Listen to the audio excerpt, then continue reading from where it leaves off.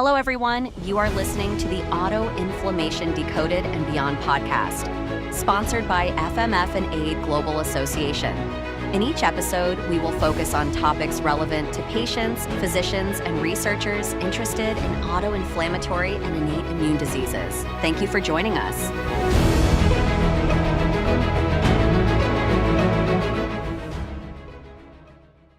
Good afternoon, and welcome to the Autoinflammation and Beyond podcast. My name is Ellen, and today we are introducing Sharon Kensell, who is a patient and advocate, a carer, and a founder and chair of the FMF and AID Australian Association. She does advocacy work for both adults and children who have autoinflammatory disorders and live in Australia. And she's been working in this space for several years to help patients make the best of their situations having an autoinflammatory condition. So welcome, Sharon, and thank you so much for joining us to talk about Australia and autoinflammatory diseases. Thanks for having me here. And just, I don't think it's fun that we're in such different time zones and we're able to do this. Fabulous. Always technology is a miracle. Let me start by asking you, after knowing you some, how did you get involved in patient advocacy, and talk to us about your both professional and volunteer life with this important subject matter, an area that is critical for patients across the globe? Okay, I guess it goes back to my own diagnosis, which started the September 11th. I got very, very sick and I was in hospital, and from there, lots and lots of testing, lots of unanswered questions.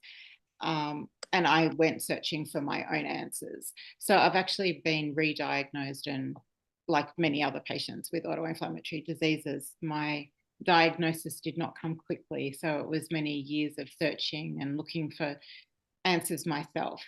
And this has also happened at a time where I was actually also working as a registered nurse. So I'd had some exposure. My very first exposure that I can think back to around inflammatory diseases or autoinflammatory diseases was actually Kawasaki's disease, looking after a young child with Kawasaki's disease as a registered. Oh, wow. So I went looking for my own answers once I was told that FMF, familial Mediterranean fever, was likely what was happening for me. And I found a Yahoo group. So this is right back at the beginning of social media in the early 2000s. With the internet, and I found a Yahoo group run by a genealogist who had FMF herself. Her name was Nancy. She's long since passed away, but she was an amazing wealth of information. And while I was in that group, I got to know lots of other patients across the world with FMF and met another Australian, Carl. So Carl and I stayed in contact, and Yahoo groups no longer exist. And we met in around 2010, and in 2012 we actually met in person for the first time, which was super exciting to meet another person with such a rare disease in person. Absolutely. It was amazing. And from there we decided to set up a Facebook group.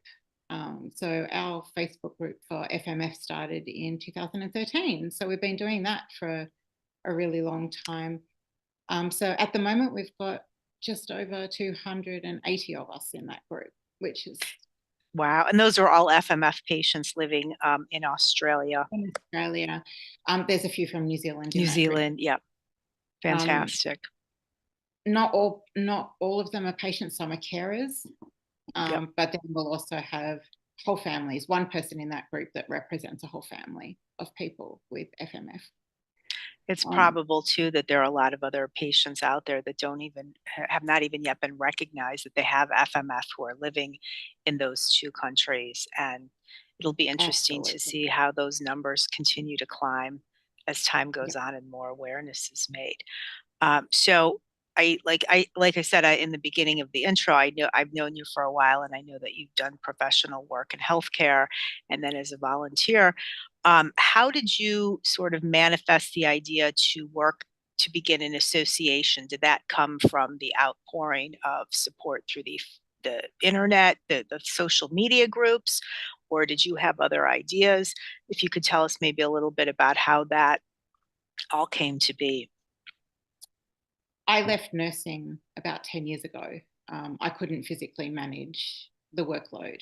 And from there, I've actually been working in disability advocacy. So advocacy is an area that I'm very familiar with. And I know in Australia, we have significant issues around disability in general, which is all through the news now. It's nothing that is unheard of for Australians who might be watching this. And I guess with my own personal experience and my professional experience working within advocacy, I had the expertise to take this that little bit further to try and make a difference for a lot of other people. And within the groups themselves, we could see that it was the same issues recurring over and over. And we really needed to try and get on board to make things better for a lot of people. So I was in a lot of different groups at the time as well. It wasn't just this one FMF group. The Global Association is out there as well. And I was part of several international groups as well, which is how I met Malena. And that's also how we kind of became bigger as well. So we decided 2 years ago that we needed to make this more formal. Yep. To be able to get a lot more traction, to be able to make significant gains for what seems like a small community, but we're talking about thousands of us in Australia. Yeah, quite likely with all, like I said, more than, there's more FMF patients likely out there. And in general, there's probably several more autoinflammatory disease patients who are without a diagnosis or are just beginning the process of understanding that they may in fact have, an innate immune genetic or polygenic disorder. Exactly. So the current numbers in Australia aren't actually known. It's never been an area that anyone has been able to capture those exact numbers. Mhm. So that's something, I guess, that in the future we're hoping to Sure, get better to idea of those better numbers. handle In on. Australia, we know that there's around 2 million people living with a rare disease. So we only make up a very small part of that. But 2 million people is enough. Hey, That every person counts. Yep. absolutely. No patient should be left behind ever in any kind of rare disease or much less common disease. So you started the organization about 2 years ago, or the whole impetus for beginning the organization to become more formalized, so that I'm assuming that you can use that as a vehicle to do other work, which we're going to talk about. But that sounds, commendable to you for being able to turn your volunteerism into an actual, project to make an association that can hopefully help a lot of people. Perhaps you can talk about some of the unique challenges that are faced by patients in Australia. We hear about people all over the world with autoinflammatory diseases, and we know that from country to country, the challenges are different and unique, and everybody has a different journey getting diagnosed, getting access to care, finding physicians, et cetera, et cetera. Maybe you could talk a little bit about how that works for the Australian folks and what they and New Zealand, of course, what challenges those two countries have faced for autoinflammatory rare diseases. It's interesting. I don't think of Australia as its own little island, but I guess we are. We are a little bit disconnected, from the rest of the world. So information sharing might not happen as quickly as well. So what becomes gold standards overseas might not filter through to Australia as quickly. And with a smaller population than a lot of other countries, the diversity in knowledge isn't as quick to change as well. So I think we are a little bit behind in what the rest of the world is doing when it comes to autoinflammatory diseases. That said, we actually have some of the world's lead researchers in autoinflammatory disease in Australia. But getting that information out to doctors who likely haven't even been educated on autoinflammatory disease puts us a little bit behind right at the start. So it's such a quickly evolving and emerging little group of diseases on its own, that being able to get word out to our health professionals has been a bit of a challenge. We've also had issues, given the numbers in Australia, when it comes to funding and things, 2,000 out of 2 million people isn't a lot of people. So it means that the funding required to go into research or treatment and that sort of thing isn't necessarily there. So getting genetic testing is a real bugbear for Australians. We don't have the same access to genetic testing as what's in the rest of the world. We certainly do have genetic testing that is available. It's very expensive because the number of people requiring this specific type of testing means that the funding isn't there, the subsidy side of it. Yeah. Accessing medication, again, is also a big issue. So most people who have an autoinflammatory disease are on colchicine, but anything beyond that is very difficult to access in Australia, and we don't necessarily even have all the medications that are available worldwide here either. And the same applies for New Zealand. So accessing, that's not even a possibility for us at this point. Yeah, and that seems to be also a trend in other countries, that biologics that are used to treat these diseases that fall into the interleukin-1, interleukin-6 categories, and now, of course, moving into JAK inhibitors and some other types of DMARDs, have not been so easily accessible for certain countries. And, hopefully we'll be able to watch that all start to change and have more power for the patient to be able to get medications. And I know it's a very complex system in different countries. As we said, different countries have different regulations and different types of medications they allow in the country, much less pay for and cover for patients. So it is very different from country to country. So it's very important that people globally understand that what is one situation in, say, Japan is not the same situation going on in Australia or New Zealand. So it is very different. It's always important to make sure that everybody is on the same page, that nobody's on the same page, if you will, with regards to that particular situation of accessing those types of biological medications. So a lot of that for us is coming down to educating as well, educating doctors out there. The researchers, at one point, the researchers doing all this amazing work didn't realize as patients, we didn't have access to a lot of these medications either. So yeah, education across the board is a really big deal for us in Australia. First and foremost, GPs is our first base for most things. Any patient, we need to be referred from GPs, then to specialists. So it's such a huge mammoth task that's sitting there challenge-wise, is making sure we get that education across to even look for the red flags for autoinflammatory disease in the first place. I had a doctor joke with me one time that he thought he might have sneezed in the 2 minutes that autoinflammatory disease was mentioned in his medical training. In medical school, yeah. And that's another whole part that is unique to each place, because some education institutions across the globe will focus on it, others will not. Or as they said, you'll spend 5 minutes on that topic in immunology or rheumatology, and then it'll go right on to something else, because there are so few patients with these diseases, that they think of compared to the general population and more common diseases. But sadly, autoinflammatory diseases, identifying them in patients seems to be a growing situation where more patients are in fact being identified. And I think too, as patients around the globe, or people who are unwell with these reoccurring types of fevers, rashes, joint pain, all the things that you would typically see in autoinflammatory disease, while they're being told we can't find a rheumatic reason for your pain or suffering or your fevers or this, that, in fact, at some point, those patients will all go, hopefully, to the internet and start typing in their symptoms. And with all of the advances in information technology, maybe they will be able to help identify themselves and then bring the information to their doctors, who will hopefully help them, get on the right path to figuring out what's going on with their situation. So something that is... Yeah, I was just going to say something that is different, autoinflammatory versus rheumatic disease there's a differential there. Maybe, Absolutely. And I think in Australia, at the moment, it's actually only recently been through the news.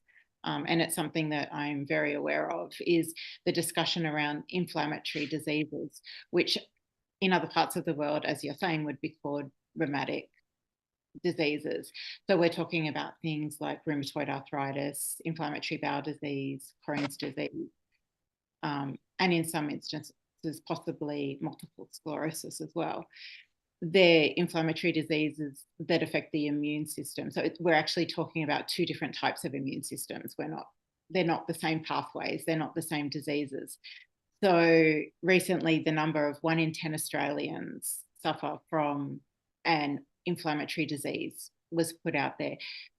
That's not us. That's a very different group of people. So we're less than 1 in 10,000 people. yeah, and it's so interesting because inflammatory means so many things to so many people. And then, of course, you have the whole barrier of, well, I have inflammation, but I don't have, a rheumatic inflammation yet. Autoinflammatory diseases often fall under the purview of rheumatic doctors or, rheumatologists who are supposed to be able to help treat and, sort out these diseases for their patients. So they're all inflammatory. It's a different, your adaptive immune system versus your innate immune system. And that's another topic that is really interesting because as time seems to be going by, the old thoughts about autoinflammatory diseases being their own singular situation have started to change some too, because we see some crossover between autoinflammatory patients who look like primary immunodeficiency, which is another whole category of patient that I'm sure there is advocacy for in Australia. But PIDs, or primary immune deficiency diseases, also can mimic, look like, and actually cross over into autoinflammatory patients. And some of them, not all, but a small percentage, will have either be mutated or have the clinical spectrum of PID right along with autoinflammatory, causing the patient to have, a real burden of disease process. And it's likely the thought that when the innate immune system is completely off its kilter from, inborn errors of immunity, that nothing else in the body really works very well, whether that's due to the inflammation that, overdrives itself, or other processes that have not been really sorted out in the laboratories. Is very interesting, because that can be a real problem when these diseases tend to mimic each other and you're not sure, is this patient with a PID and needs to go to immunology, or is this patient with some kind of juvenile type of arthritis, and we don't really know because it's not full blown. So there's a lot of questions to be answered, as I say, in the future through research and, finding the patients and hearing what the patients are actually experiencing and collecting that data. So I guess that's, a big part of this too. Yeah, it's interesting. I was actually asked the other day, if we were to put out an education package, which doctors would we aim this at? And the response was, well, it's impossible to say because people present in such different ways. So someone might present with pericarditis, recurrent pericarditis, which is a cardiac thing. So they might go to a cardiologist, or it could be joint pain. So they've been to a rheumatologist. It could be recurrent abdominal pain. So they've been to a gastroenterologist. So it's really an important point that, it does vary so differently between people and their experiences. There is no one group of doctors that you're going to find that people tend to go to. What we have noticed, though, in Australia, for the majority of it, it is rheumatology and immunology, Yeah. where most of the patients sit with their specialists. Yeah, and that is really interesting and quite a conundrum for a patient who's only experiencing really GI manifestations, yet they may have a couple of fevers, but no one really puts that together as a pattern.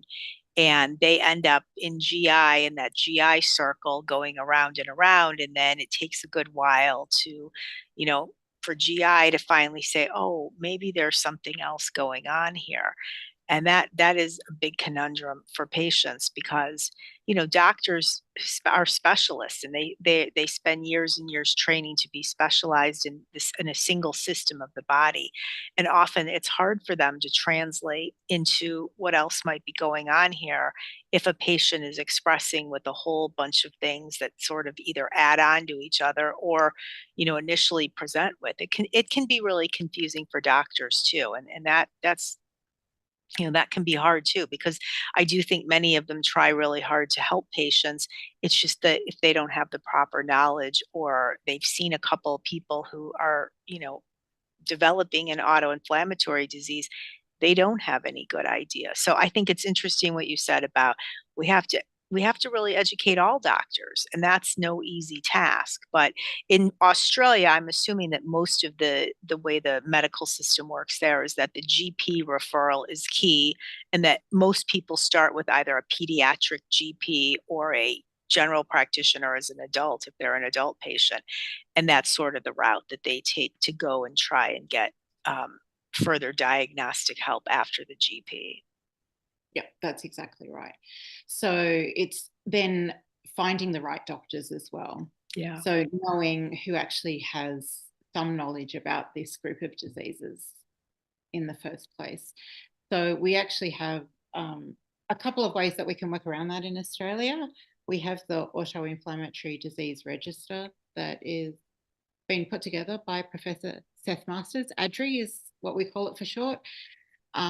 And ADRI are there to support practitioners as well. So doctors are able to contact ADRI. There is a database there of information, which is all de-identified, so nobody's personal details are shared. Of course, yeah. And then patients discuss it between themselves. And I guess that's where we provide that link of patients being able to chat with each other, where they will always discuss, who do you see, where can we get help? Does anyone have any recommendations?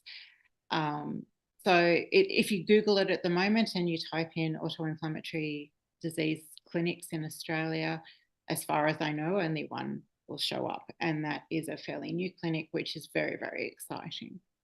That exists now. Yeah, I was just going to ask you, in terms of the advocacy, what has sort of been the fallout for getting people to, what are the activities that people are sort of engaging in or going to be engaged with to sort of spread the word about all of this? And you mentioned the registry, which I think is fabulous. And basically a registry for folks watching is counting in the cases and learning the case details, de-identified, of course, so that scientists can have something to look at and make not only the epidemiological, advances in counting the patients and the numbers, but also uncovering new symptoms that may not have been apparent in disease trends. So when you've got like electronic medical files to look at all of that data, they can start to pull maybe unique characteristics and figure out how that all works in the disease process itself as well.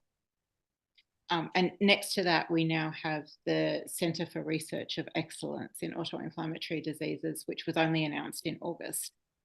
That is super, super exciting and a huge achievement for the researchers who put in these applications for these sorts of things to happen.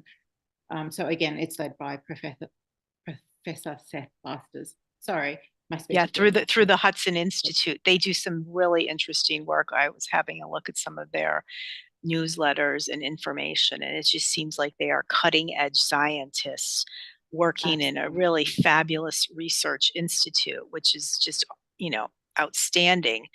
And hopefully the patients will really be able to benefit downstream from whatever they uncover and, be able to help with. Maybe you can talk too a little bit about, you talked about the 2 million or so people in Australia.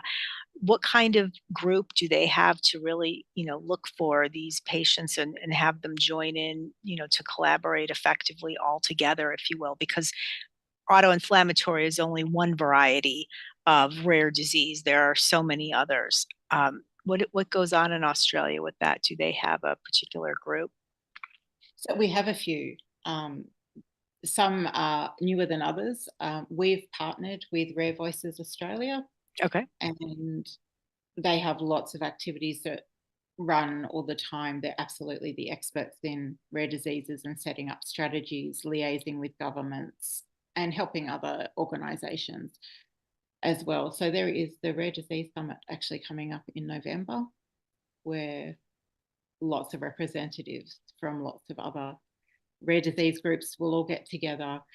Rare disease, there is the rare disease strategy, which Rare Voices has worked very hard on, which helps also give us some direction on how we need to get to where we are as well. So people can join Rare Voices as individuals and follow the work that they do. They offer lots of support out there, and there are a lot of organisations attached to them. Another one that's fairly new but is starting to really make its mark is the Sunflower Lanyard organisation as well, which is promoting hidden disabilities and support for people with hidden disabilities, which is what most of the autoinflammatory patients fit into as well. They're just two that off the top of my head that I'm thinking of that are really relevant. And we will work alongside with them to help get information out, education, bring awareness to as well. And with the Research Centre of Excellence, we're the patient advocacy group attached to that as well. So again, the patient voice, making sure that that's centre and part of what's happening around the research as well. That sounds fantastic. And it's always important in an area where literally, in Australia proper, that there may be a lot of land, but there's not as many patients. And how can all of those patients collaborate effectively together as well to make policy and other medical related healthcare changes and advances that are so important for the entire rare disease community at large, whether it's, a pediatric or an adult patient. So that kind of work sounds really exciting, and, hopefully great things will come out of that in the work you'll be doing with those other organizations as well. Maybe you could talk a little bit about the symposium. I know you mentioned it a little bit about, tell us what goes. I know last year we watched you, or there was some video of you representing FMF and AID Australia, at least talking about how autoinflammatory diseases were going to be looked at in going forward through an association. I'm not sure if you were established then, but you were in the process of working on that. Maybe you could talk a little bit about how that works and what might the outcomes of this next one might be. So that's the ADRI Symposium, and I'm not sure when it's being held next year. It's to be announced in Brisbane, and research has come along, doctors, patients. It's a really holistic approach where we're all sitting there in the one room. People share the latest updates, the researchers, the latest updates on the more intricate parts of what goes on behind the scenes. Several health professionals will share case studies, what they've learnt around treatments and diagnosis. I guess it just depends on who they've got there as their guest speakers. But they've absolutely always tried to bring some of our bigger international experts in as well to discuss what else is happening in the world. And having patients invited along to this was huge. It created a presence where the professionals were able to learn directly from the patients themselves, which is really, really important. As a lot of people rightly or wrongly say, don't compare your 7 years of medical school with my lifetime of living with the disease. Often with rare diseases, the patients are their own experts because the information out there is quite limited. So it's wonderful that we're actually given a platform where we can have representatives from our own community up there talking about their experiences as well as patients. And there are several experts out there now that we're aware of who aren't just patients, they're also themselves experts in the area of autoinflammatory disease, which is fantastic as well. I think it's so interesting what you said about the patients, voices. It seems to be such a new and intriguing thing around the globe to actually have patients be involved in their own care. And I always chuckle because who else is going to take care of you? You're a child, or especially as an adult. I can't, sometimes it's hard for me to wrap my head around the fact that those are the most important people in learning about these diseases is the actual patient. And I think in some ways in medicine, patients are often really undervalued because, the doctors just want to get them off the docket, make sure that they're taking their medications and that they're feeling good, and then they're on to the next patient. But rare disease, you can't really do that because there's so much uniqueness to each case, and it's imperative at this point that the research starts to include the patient's voice, because without it, what are you researching? I mean, are you redoing things that already took place in research in the 80s? And I'm old, so the 70s, 80s. I mean, it's so critical to moving the whole community of whatever disease you're dealing with, rare wise, to move forward, because without the patient voices, and especially the adult patients who I often think get, somewhat ignored, you you are at the mercy of, dealing with not knowing what you don't know. So then how does that translate into a research ability to, want to investigate or a new hypothesis about the patient? And that's another area that I think is so important, whether it's Australia, Japan, the United States, is that the voice of the adult patient actually, it doesn't count more, it just counts very differently, because children often cannot express, especially young children, they can't express all their symptoms or what's going on, and the parents can only see so much because they're not living that experience. But then the adults come along, and those who are lucky to be diagnosed as children, or those who are unlucky and spend a lot of years being really sick, those are the ones who can really point to the trajectory of these diseases. How they've manifested in ways that research or doctors may have absolutely no clue, but once they get a hold of those facts and information points, they can really use that to look at the diseases in ways that maybe they hadn't even thought about before.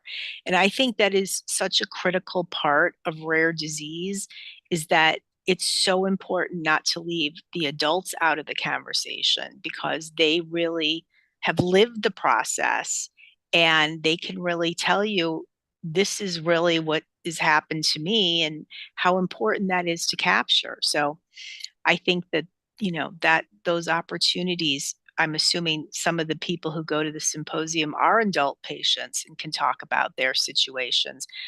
It's hard to bring a 2-year-old up on a stage, or a 5-year-old who's just learning how to talk, tell the audience what hurts, because little children aren't capable of doing that yet. But I mean, young people, teenagers, adults, I think it's just so important to have them counted as patient, and be able to really learn from them. So not to carry on about that.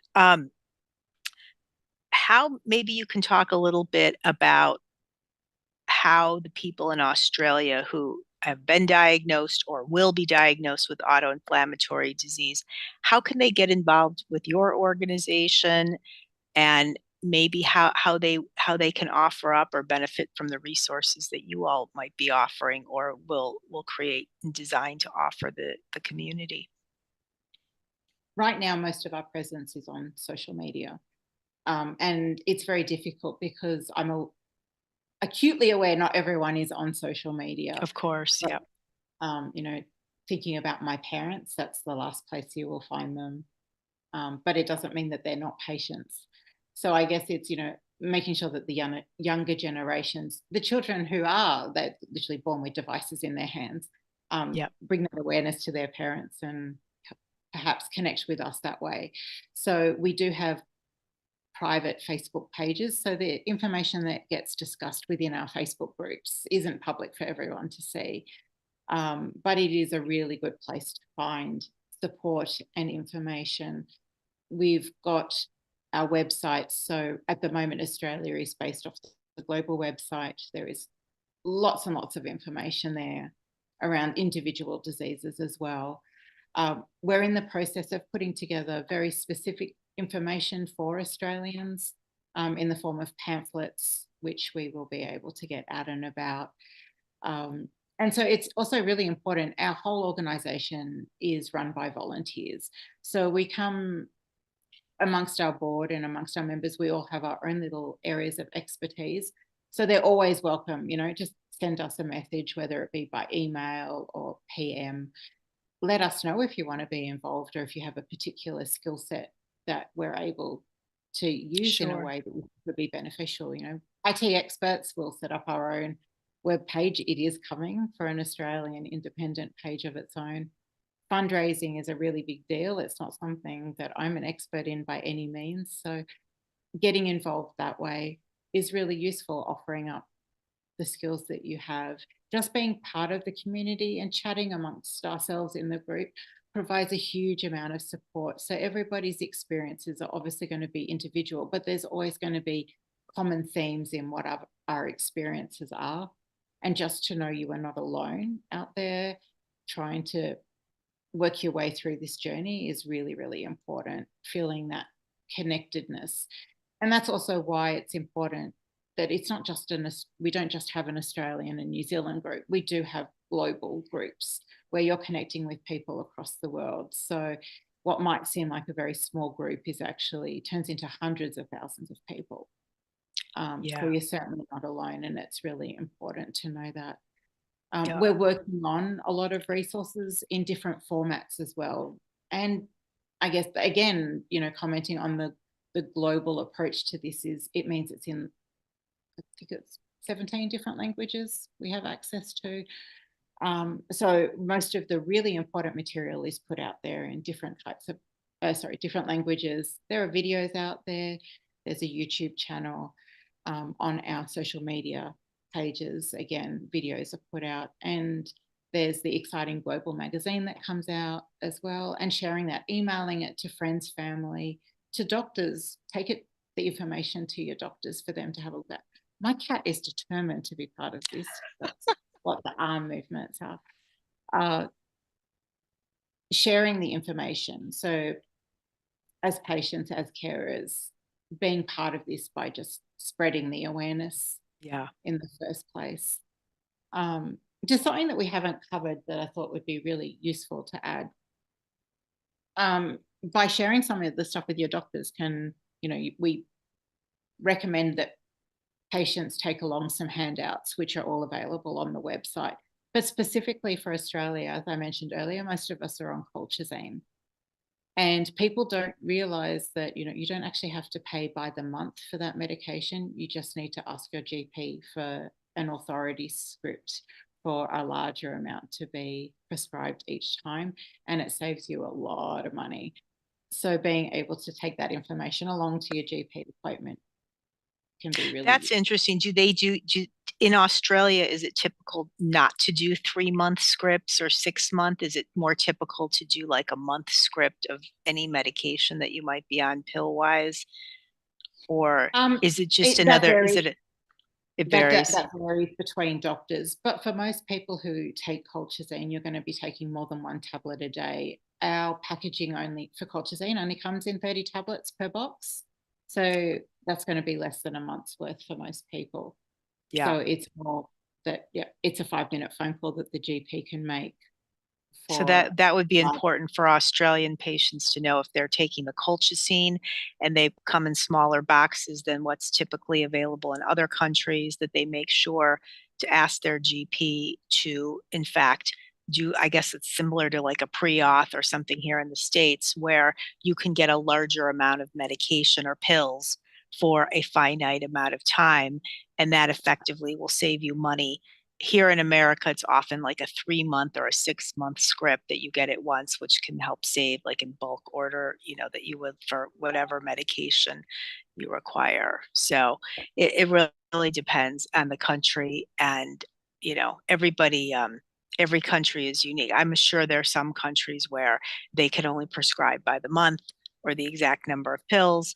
But for Australia, you're recommending highly that people speak with GP, and if they're on the medication, to more of a bulk type of prescription, so that they do not have to rush back to pharmacy I would assume every 2 weeks, or based on the number of pills they're taking if they are on colchicine, which of course is the most common medication and frontline treatment for FMF and other autoinflammatory disorders, including Behçet's. And colchicine, of course, is available around the globe in different strengths and in different formulations per country. So that's an important thing to remind the folks there that, of course, are who are on the medication and having those prescriptions. Is there anything else you maybe would like to add and talk about in terms of Australia challenges or new things that might be coming up for the autoinflammatory community? Or anything else that you think is really relevant to this conversation regarding the activities that you've tried to start up and are working, really well to creating a whole new sort of life, if you will, in the community for autoinflammatory patients? Yes, a lot happens behind the scenes. There's a lot of working with stakeholders that might not be so obvious that goes on behind the scenes, trying to improve things. It's not a quick fix. It's not something that things happen quickly with, especially when it comes to funding and things like that, and changes within legislations within countries as well. I guess just letting people know that we are working behind the scenes and there is a lot of work happening in the background to make a huge difference. And it's going to be so exciting seeing what comes out of our research centre of excellence. Yeah, I think that sounds like a really interesting initiative happening. And like I said, we've got the Rare Disease Summit coming up in November, and then we've got the ADRI Symposium again next year as well.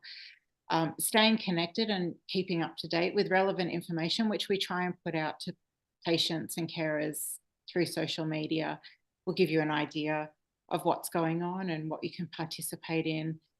We're really looking forward to getting our own fundraising up and happening, with the idea that we'll try our best to help support patients who are struggling to get access to testing and medication as well. And just knowing that we're there 24/7. So Australians do have access to the 24-hour hotline as well. We are part of that group of people too. So sure, there's always help out there if you're needing it. And unless you're part of the community, you can't be supported in the same way. So we really encourage people to jump online and join in with the community and see what other people have there to offer.